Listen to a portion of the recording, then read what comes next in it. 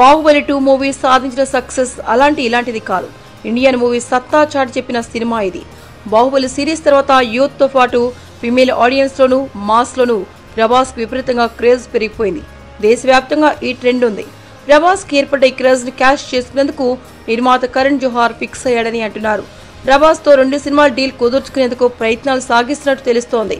ఈ మేరకు ఇప్పటికే యంగ్ రెబల్ స్టార్ తో పలుమార్లు చర్చలు కూడా జరిపాడట. అయితే ఇవన్నీ ఫోన్ సంభాషణలు మాత్రమే. వచ్చే నెలలో ప్రభాస్ ముంబై వెళ్లబోతున్నాడని, దీని ప్రధాన ఉద్దేశం బాలీవుడ్ మూవీ డీల్ ఫైనలైజ్ చేసుకోవడమేనని తెలుస్తోంది.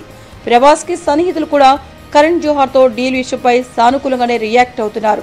కరణ్ జోహార్ లాంటి నిర్మాతతో బాలీవుడ్ ఎంట్రీ ఇస్తే అది ప్రభాస్ కి ఎంతో మేలు చేసే విషయంగా చెప్తున్నారు.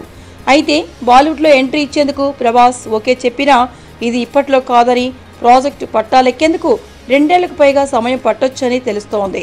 ఏంటండి వీడియో నచ్చిందా? అయితే ఓ లైక్ వేసుకోండి, లేదంటే ఓ కామెంట్ చేయండి. ఎప్పటికప్పుడు మా వీడియోస్ చూడాలంటే సబ్స్క్రైబ్ చేసుకోండి.